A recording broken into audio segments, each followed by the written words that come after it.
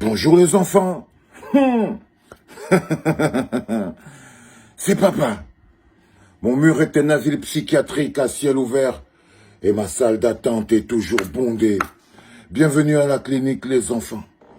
Bienvenue au lavement des cerveaux. Vous savez, le mariage avec le peuple est un mariage très compliqué. Ça, c'est le message pour les hommes politiques.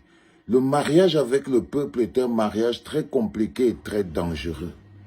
C'est pour ça que les hommes politiques n'arrivent pas à rester mariés au peuple. Parce que le peuple est une épouse, une fiancée qui a des exigences énormes. Développement, liberté, dignité, intégrité, probité. Le peuple est une épouse difficile à satisfaire.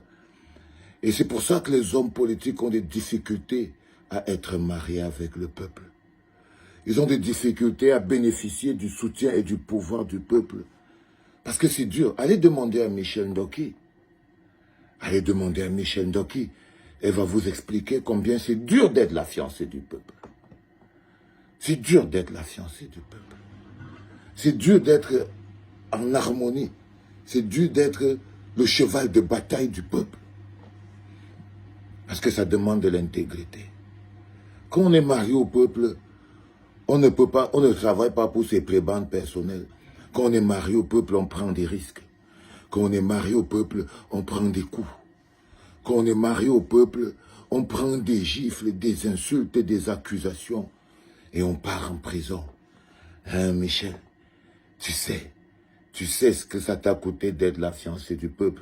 Et je peux comprendre que ce soit très difficile pour toi de continuer de vouloir rester la fiancée du peuple. N'importe qui aurait divorcé. N'importe qui aurait divorcé.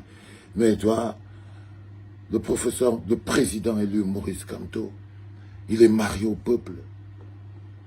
Et il connaît. Il a décidé de supporter le mariage.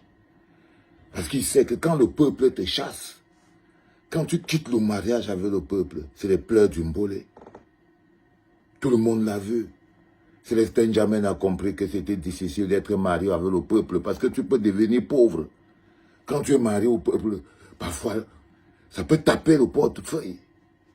Même Paul Éric Kingay, le défunt, avait compris à quel point c'était dur d'être marié avec le peuple. Tu peux te retrouver en prison. Michel Ndoki a compris que pour être marié avec le peuple, tu peux avoir une balle au pied. Le mariage avec le peuple est très compliqué. Le mariage avec le peuple est très compliqué. C'est pour ça que les hommes politiques, la plupart, n'arrivent pas à être mariés avec le peuple. Parce qu'ils n'ont pas envie de prendre des coups. Ils n'ont pas envie de prendre des gifles. Ça demande beaucoup de responsabilité. Ça demande de l'intégrité. Le peuple n'aime pas les pauvres. Quand tu es pauvre et que tu cherches encore à vivre, tu ne peux pas être marié au peuple. Parce que pour tenir le mariage avec le peuple, il faut avoir travaillé dans la vie. Il faut avoir déjà l'argent. Il ne faut pas être pauvre. Pour tenir le mariage avec le peuple. Parce que le peuple ne permet pas que tu ailles te faire corrompre.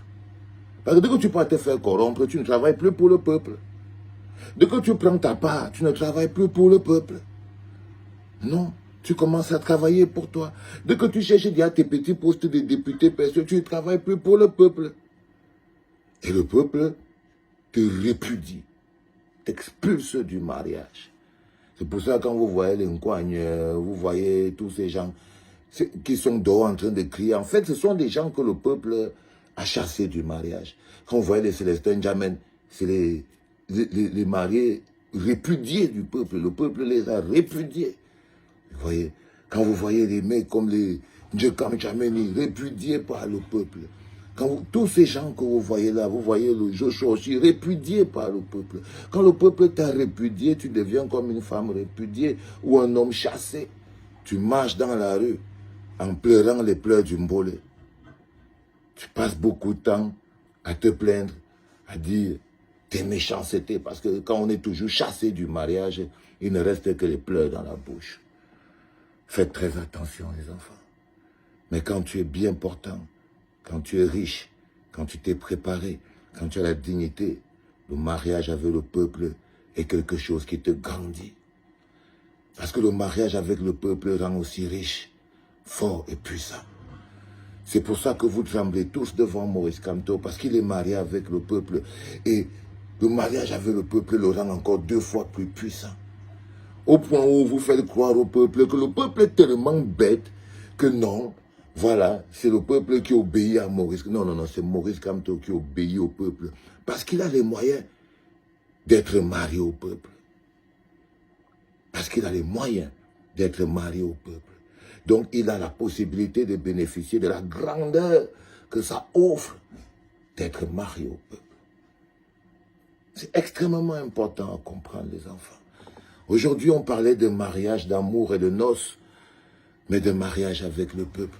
Et je voulais vous expliquer pourquoi c'est dur pour les hommes politiques du Cameroun d'être mariés avec le peuple, parce qu'ils sont pauvres.